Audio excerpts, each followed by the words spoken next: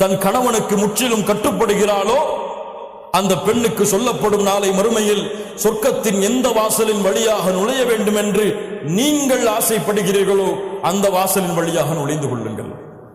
அல்லாஹ் அக்பர். வஅதஅத் ஸௌஜஹா, கணவனுக்கு கட்டுப்படுதல் அதில் மிகப்பெரிய தன்மை.